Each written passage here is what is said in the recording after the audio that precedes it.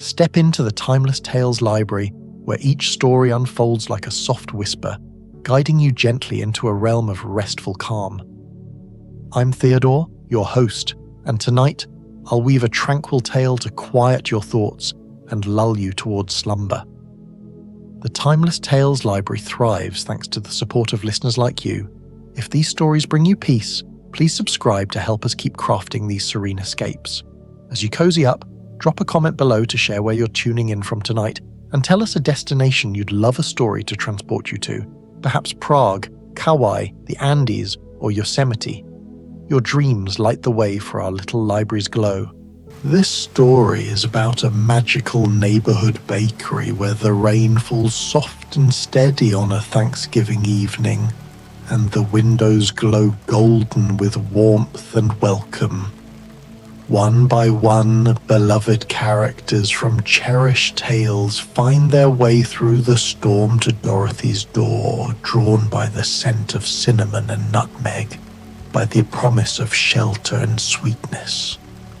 Inside, the oven hums its ancient song, the fire crackles low, and each visitor discovers exactly what their heart needs: a particular pastry, a quiet corner, a moment of peace.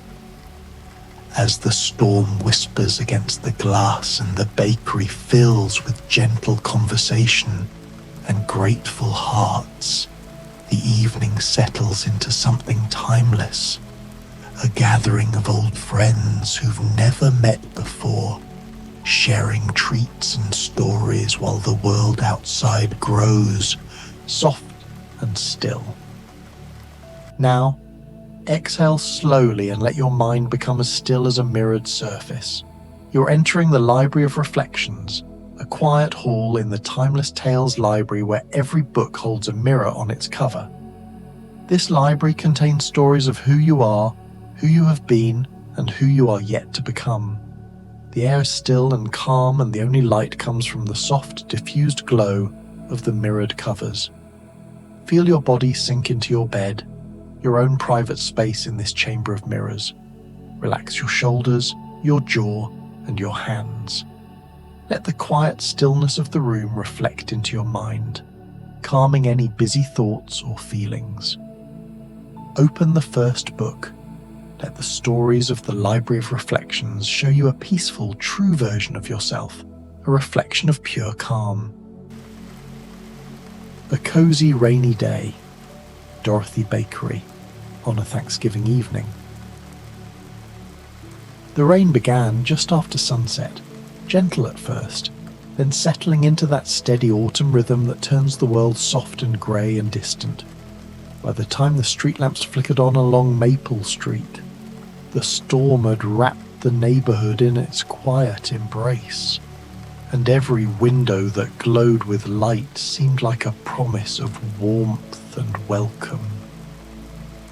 At the corner where Maple Street curved toward the old town square, Dorothy's bakery stood like a lighthouse in the gathering dark. The sign above the door, painted in cheerful yellow letters with a winding yellow brick road beneath, swayed slightly in the wind, and golden light spilled from the large front windows, making bright pools on the rain-slicked sidewalk.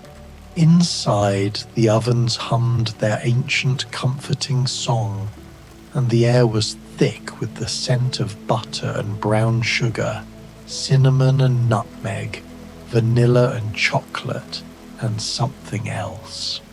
Something magical that couldn't quite be named, but made everyone who passed by pause and breathe deeply and smile. Dorothy Gale, no longer the young girl who'd been swept away by a tornado, but a young woman with the same bright eyes and practical manner, stood behind the counter arranging a fresh batch of cookies on a silver platter. She'd been up since before dawn, as she was every day, preparing for the Thanksgiving rush that would come tomorrow. But tonight, The night before the holiday, she decided to keep the bakery open late, just in case someone needed a warm place to shelter from the storm. The bakery itself was everything a bakery should be. The walls were painted a soft cream colour, and the wooden floors, worn smooth by years of footsteps, gleamed in the lamplight. Mismatched tables and chairs, some painted robin's egg blue, others butter yellow, a few left natural wood, were scattered throughout the space, each one with a small vase holding dried wheat stalks and autumn leaves. In the back corner, near the kitchen door, stood a stone fireplace, where a fire burned low and steady, casting dancing shadows across the ceiling. The mantel above the fireplace was decorated with small pumpkins, gourds in shades of green and orange and cream, and a garland of oak leaves that rustled whenever the door opened and let in a breath of storm-cooled air. The glass display cases that lined the counter were works of art themselves. The top case held the Thanksgiving specials, miniature pumpkin pies with lattice crusts, each one perfect and golden, apple turnovers dusted with cinnamon sugar, pecan tassies in fluted pastry shells, cranberry orange scones studded with ruby red berries, and sweet potato cookies decorated with tiny marshmallows and a drizzle of maple glaze. The middle case featured Dorothy's Wizard of Oz collection. Yellow brick road, sugar cookies painted with edible gold, emerald green macarons that sparkled like the Emerald City itself, poppy field cupcakes with red frosting and tiny black seeds, tornado swirl cinnamon rolls, and ruby slipper petit fours, each one decorated with delicate red glitter and a tiny silver bow. The bottom case held the breads and savoury items, braided challah loaves, round boules of sourdough, herb-studded focaccia, and individual chicken pot pies with golden flaky crusts. Behind the counter, shelves lined with glass jars held loose-leaf teas, hot chocolate mix, honey in different varieties, jams and preserves in jewel-toned rows, and small bottles of vanilla extract that Dorothy made herself. But the most magical thing about Dorothy's bakery wasn't the food or the cozy atmosphere or even the mysterious way it seemed to appear exactly where people needed it to be. The most magical thing was that Dorothy always knew exactly what each visitor needed. What treat would comfort them? What drink would warm them? What moment of peace would help them find their way? The bell above the door chimed softly, and a gust of wet wind blew in along with the first visitor of the evening. The Scarecrow stumbled through the doorway, dripping and apologetic. He was still wonderfully, impossibly himself, tall and loose-limbed, with his painted face somehow capable of the most expressive smiles and frowns. Tonight he wore a worn coat over his patched clothes, and his hat, which had seen better days, drooped sadly from the rain. "Oh, Dorothy," he said, his voice warm with affection and relief. "I was caught in the storm on my way to the Thanksgiving gathering at the town hall, and I saw your light. I hope you don't mind." "Mind?" Dorothy came around the counter with a towel. "I've been waiting for you. Come stand by the fire and dry off. I've just made something special." The Scarecrow moved toward the fireplace with that peculiar peculiar grace that came from having no fixed joints. And soon he was settled in one of the chairs near the hearth, the towel draped over his shoulders. Dorothy disappeared into the kitchen and returned with a large mug of hot apple cider and a plate holding 2 pieces of something that made the Scarecrow lean forward with interest. "Cornbread," Dorothy said softly, setting the plate down, "with honey butter and herbs. I remembered how you used to stand in the fields, and I thought you might like something that tasted like harvest time." The Scarecrow's painted eyes grew somehow warmer, and when he took a bite of the golden crumbly bread, he closed those eyes with a sigh of pure contentment. "Dorothy, you have the most wonderful brain for knowing exactly what people need. I learned from the best," she said, touching his shoulder gently before returning to the counter. The rain drummed steadily against the windows, a sound less like percussion and more like breathing, like the earth itself was settling down for a long rest. The Scarecrow sipped his cider, slowly savouring the warmth, and watched the fire dance and flicker in the grate. The bell chimed again. This time it was the Tin Woodman who entered, moving carefully to keep his newly polished surface from the worst of the rain. But it was no use. Droplets of water beaded on his chest and arms, catching the light like scattered diamonds. He carried his axe as always, but tonight it seemed more ceremonial than practical, and he leaned it carefully against the wall by the door, before turning to Dorothy with that expression that was somehow gentle despite being formed from metal. "Dorothy," he said, his voice the sound of wind chimes and distant bells, "I saw you were still open. The storm caught me as well, and He paused, looking down at his hands. "I was feeling a bit lonely this evening." "Then you've come to exactly the right place," Dorothy said. She gestured to a table near the Scarecrow. "Sit with our friend. I had something for you." When she returned from the kitchen this time, she carried a small cast-iron pot, still steaming, and a basket lined with a red checkered cloth. Inside the basket were biscuits, golden and buttery, and the pot held vegetable stew, thick with carrots and potatoes and herbs that perfumed the air with comfort. "You can't eat, of course," Dorothy said gently, setting the pot on a trivet at his table. "But you can enjoy the warmth and the smell, and you can share the company. That's what a heart needs most, I think. Presence, not just presents."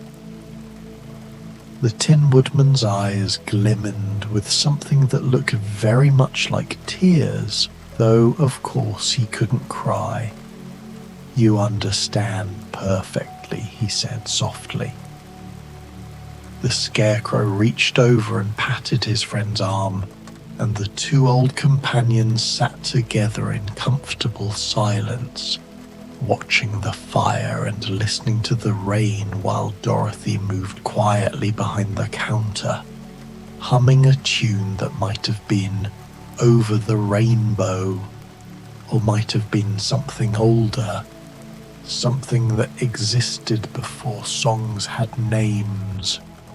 Time seemed to slow inside the bakery, to become something thick and sweet like honey, flowing gently from one moment to the next without any hurry at all.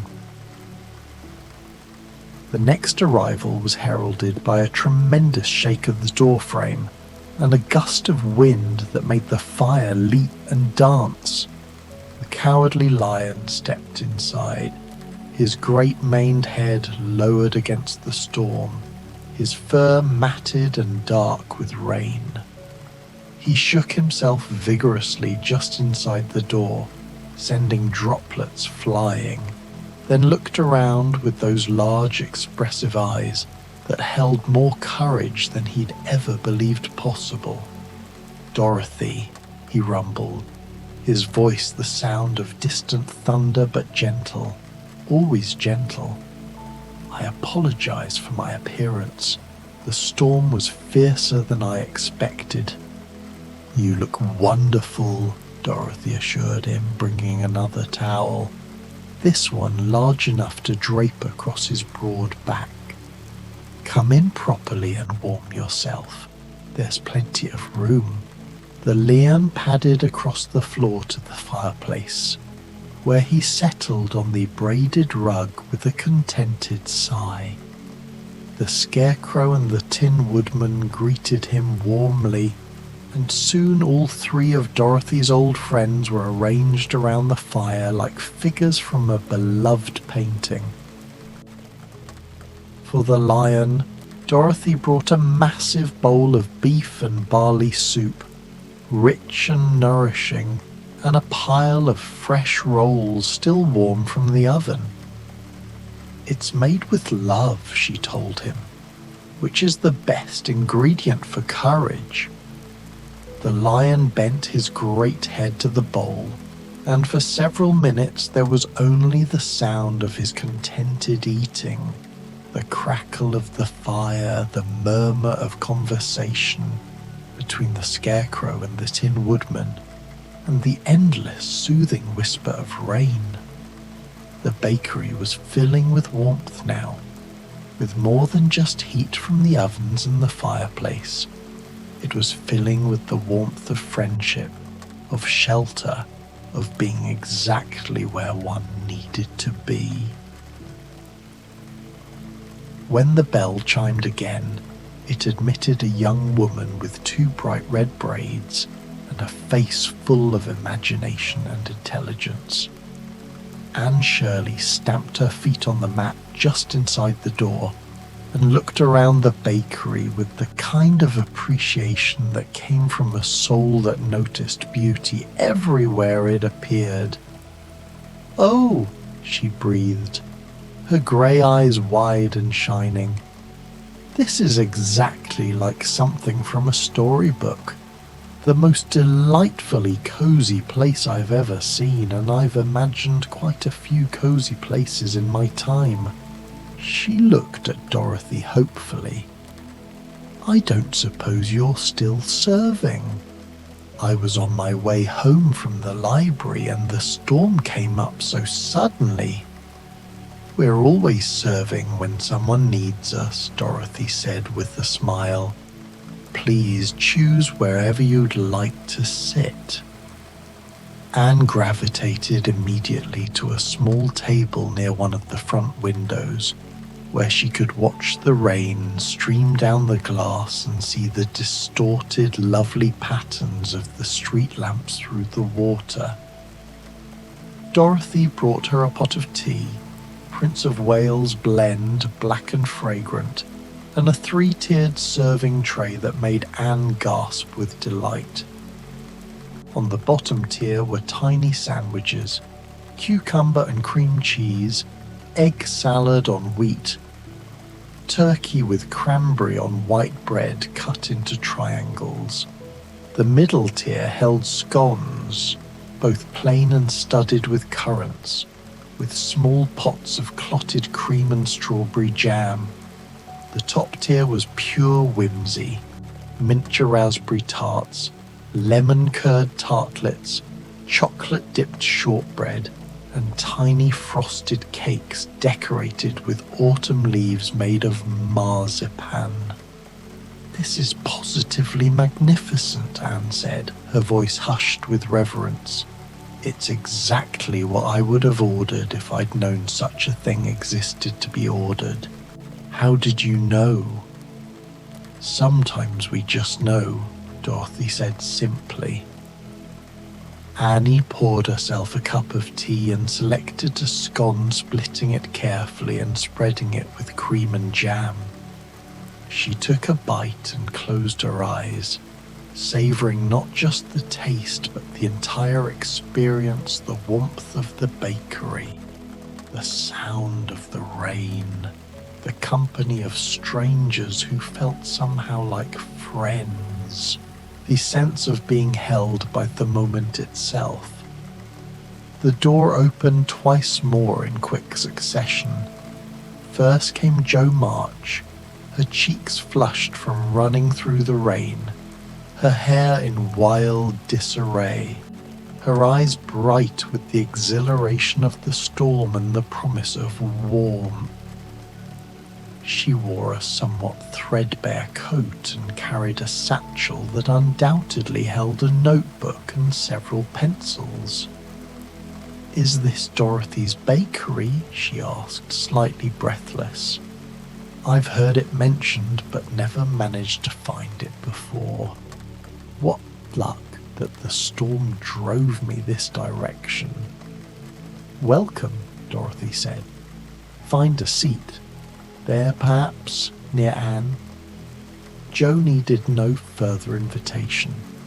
She claimed the chair across from Anne, and within moments the two young women were deep in conversation, discovering their shared love of stories and writing, of ambition and independence, and the struggle to be taken seriously in a world that often underestimated them.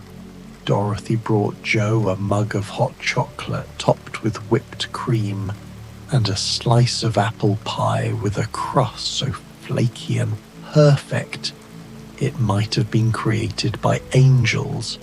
The next arrival was smaller, younger, and came with a dusting of something that might have been pixie dust, or might have been just the sparkle of raindrops in lamplight.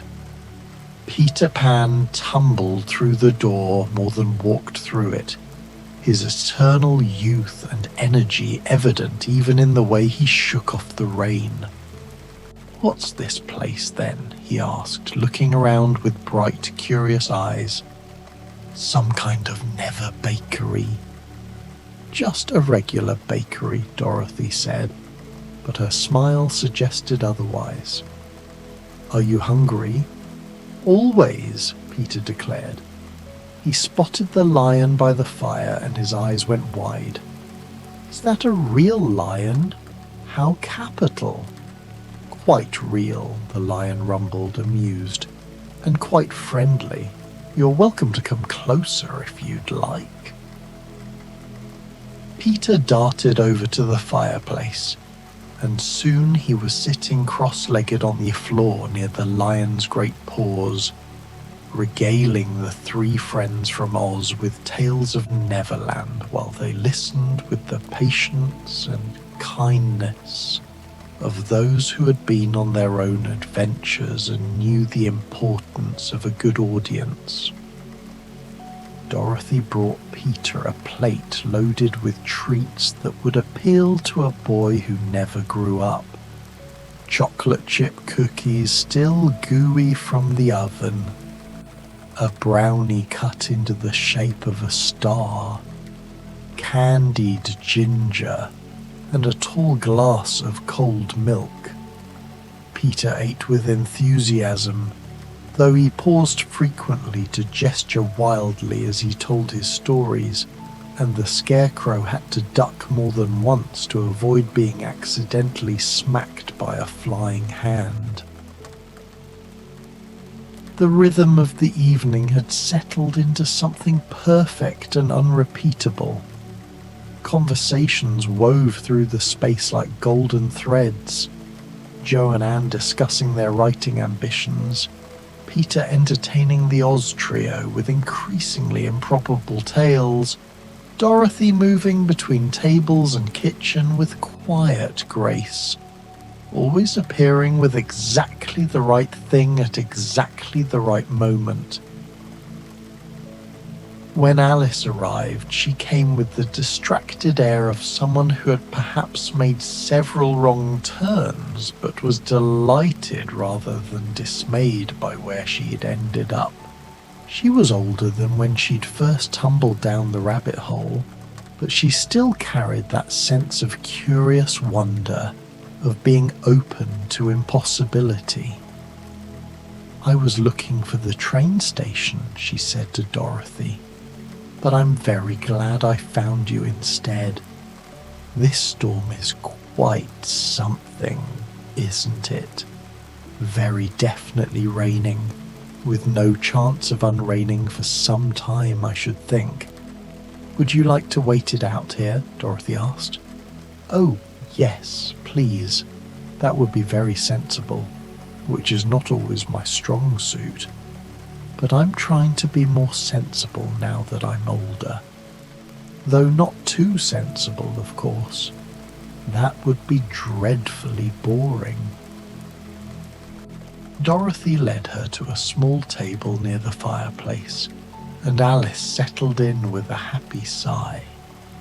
For Alice, Dorothy brought a pot of chamomile tea with honey and a slice of lemon lavender cake that was somehow both sophisticated and whimsical, much like Alice herself. There were also tiny meringues shaped like mushrooms and sugar cookies decorated to look like playing cards. "These are perfect," Alice said, delighted. "Absolutely perfect in every way." More time passed in that dreamy, unhurried way.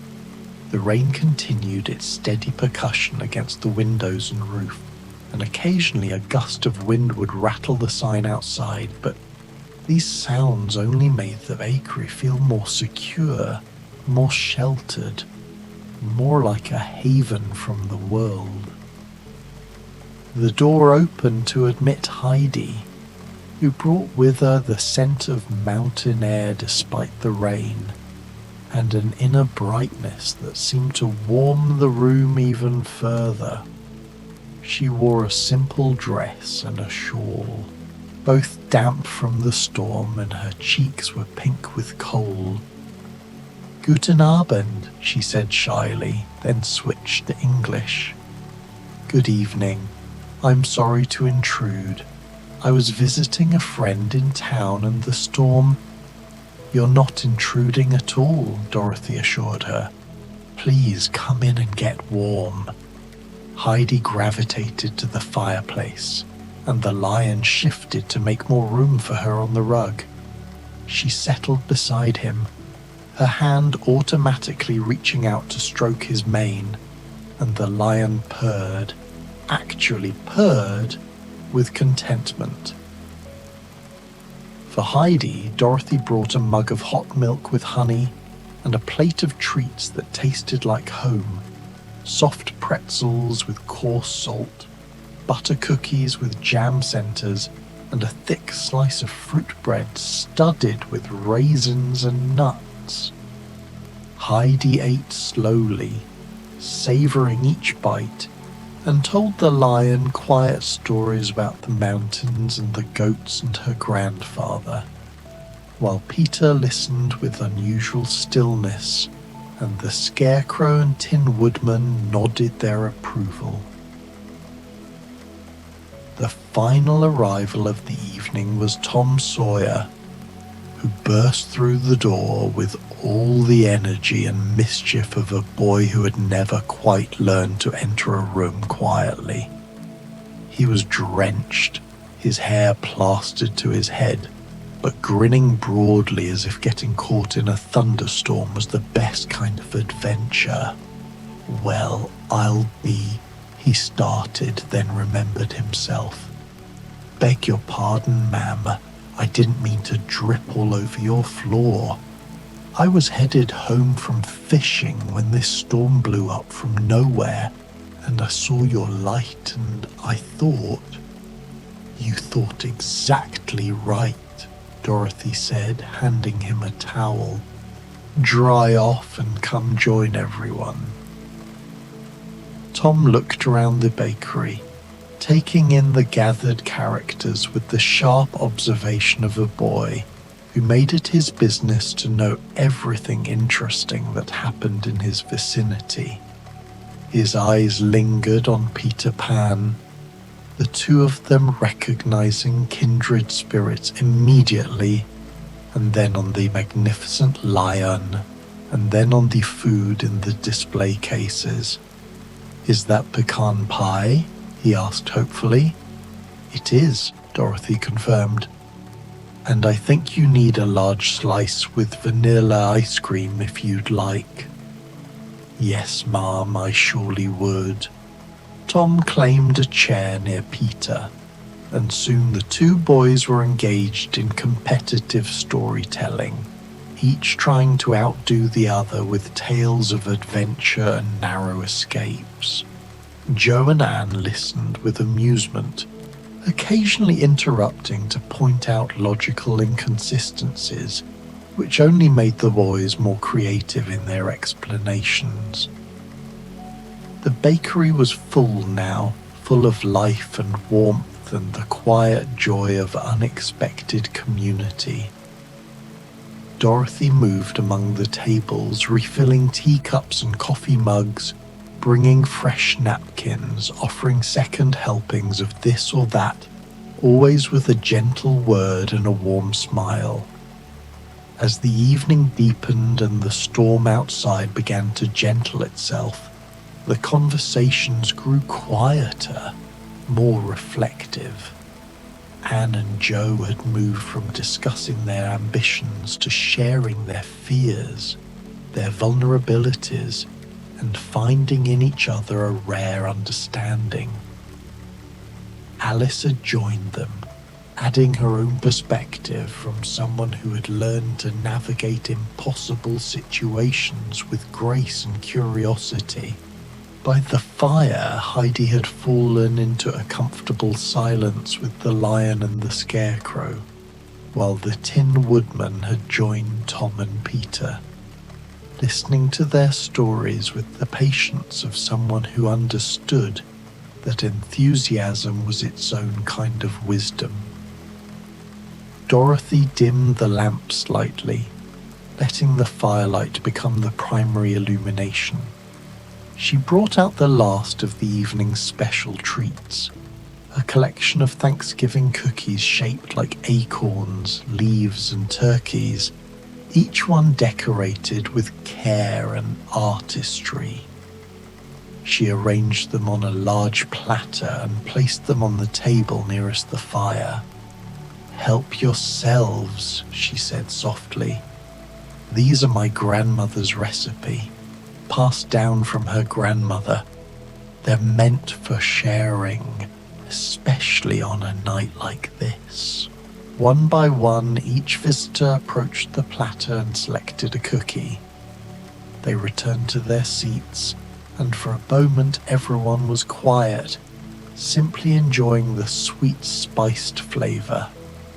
Hints of molasses and ginger, cinnamon and clove, butter and brown sugar, and the sense of connection that came from sharing something made with.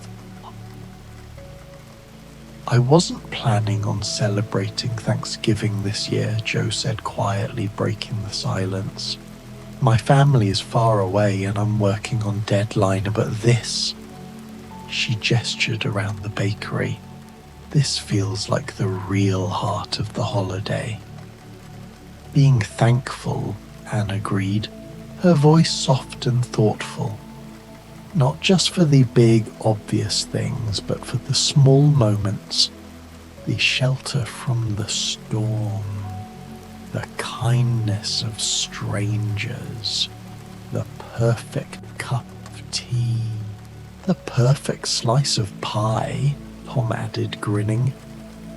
"The perfect friends," the Scarecrow said, looking at the Tin Woodman and the lion. "The perfect place to land when you're lost," Alice said. "The perfect warmth when you're cold," Heidi whispered, her hand still resting on the lion's mane. The perfect adventure, Peter said, though his voice was unusually gentle. Even when the adventure is just sitting still and being part of something. The Tin Woodman spoke, his voice like distant music. I spent so long wanting a heart, thinking that without one I couldn't feel or care or love. But I've learned that the heart isn't just about feeling. It's about choosing to show up, to be present, to share space with others even when it's easier to stay isolated. It's about moments like this. The lion rumbled his agreement. And courage isn't the absence of fear. It's the willingness to be vulnerable, to walk into the storm, to trust that somewhere there's a light waiting, even if you can't see it yet. And intelligence, the Scarecrow added with a gentle smile, isn't just about knowing facts or solving problems. It's about wisdom, knowing what matters, recognizing kindness, understanding that sometimes the smartest thing you can do is simply accept love when it's offered. Dorothy stood behind the counter, her hands resting on the worn wood, and felt her heart swell with gratitude and peace.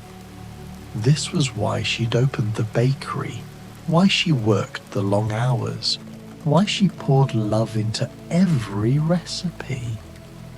Not for profit or fame or recognition, but for moments exactly like this, when people who needed shelter found it, when strangers became friends, when the simple act of sharing food and space became something sacred. Outside, the rain had softened to a gentle patter, and between the clouds a few stars were beginning to emerge. The storm was passing, as all storms eventually do, but inside the bakery no one was in any hurry to leave. Dorothy brought out blankets from the back room, soft quilts in faded florals and plaids, and distributed them among her guests. Anne and Joe wrapped themselves in a shared blanket and settled into the corner with books they'd pulled from their bags, reading by lamplight and occasionally sharing passages that made them laugh or sigh. Alice curled into a chair with her own blanket and a final cup of tea, watching the firelight play across the ceiling with drowsy contentment. Tom and Peter had exhausted their competitive energy and now sat side by side on the floor, leaning against the lion's warm flank, their eyes heavy. Heidi had actually fallen asleep, her head resting on a cushion near the fire, her breathing slow and peaceful. The Scarecrow, Tin Woodman, and Lion kept watch over all of them, with the gentle protectiveness of those who understood what it meant to be vulnerable and far from home. Dorothy moved quietly around the space, collecting empty plates and mugs, wiping down tables, banking the fire so it would burn low and steady through the night. She worked with practiced efficiency, but there was no hurry in her movements, no urgency. This was the best part of the day, this quiet time after the rush, when the work became a kind of meditation and the bakery settled into its true purpose. When everything was clean and ordered, Dorothy poured herself a cup of tea and selected a cookie from what remained of the platter. She sat in the chair behind the counter, the one she reserved for herself, and looked out over the gathered sleepers and quiet readers. This was home, she thought. Not just the bakery itself, but this feeling, the sense of providing sanctuary. of being exactly where she was meant to be, doing exactly what she was meant to do. The tornado had carried her far from Kansas all those years ago, and the journey back had taught her that home wasn't just a place, it was a feeling, a choice, a practice of creating spaces where others could feel safe and welcomed and loved. The rain had stopped completely now.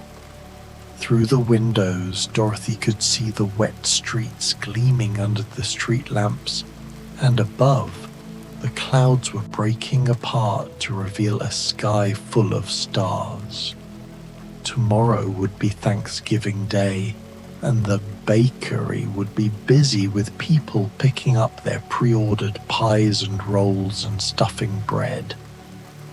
But tonight, this quiet night before the holiday, was its own kind of Thanksgiving, a celebration of unexpected community, of strangers gathering in the storm, of the simple magic that happened when people shared food and space and stories.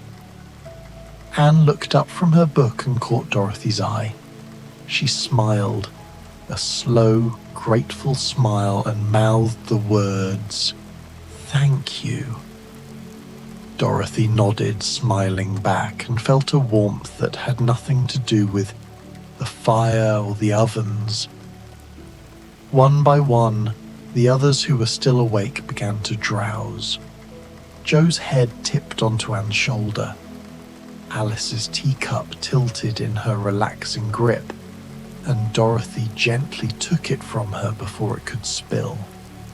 Peter's breathing deepened and synchronized with Tom's. The three friends from Oz remained awake but peaceful, content to sit in comfortable silence and watch over the others. Dorothy rose and moved to the door, turning the sign from open to closed, though she didn't lock it. The bakery would remain unlocked tonight, a refuge for anyone who needed it, a light in the darkness, a promise that shelter existed even in the wildest storms. She returned to her chair and wrapped her own blanket around her shoulders. Outside, the world was washed clean by the rain, fresh and ready for tomorrow. Inside, the fire crackled soft and low, and the breathing of sleepers created a rhythm like waves on a distant shore, steady and eternal and deeply peaceful. Dorothy let her own eyes close just for a moment, just to rest, and in that moment, the bakery itself seemed to sigh with contentment, its old boards settling, its walls holding everyone close, its windows reflecting stars and lamplight, and the last glow of embers. It had fulfilled its purpose once again. This magical little bakery at the corner of Maple Street. It had taken people in from the storm. It had fed them and warmed them and given them exactly what they needed. And in the morning, when they woke, there would be fresh cinnamon rolls and hot coffee and the bright promise of Thanksgiving Day.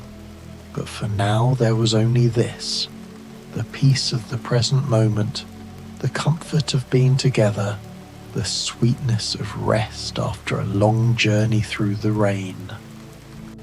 The last sound was the soft tick of the clock on the wall, marking time in its patient way, and then even that faded into the deep, quiet stillness of a bakery full of sleeping souls, each one safe, each one home, each one held by the gentle embrace of Dorothy's care and the magic that existed whenever people gathered with open hearts and found in the most ordinary of places something absolutely extraordinary. The fire burned low, the stars shone bright, and in Dorothy's bakery on this Thanksgiving Eve, all was peaceful, All was warm. All was exactly as it should be. Sweet dreams, dear travellers. Sweet dreams.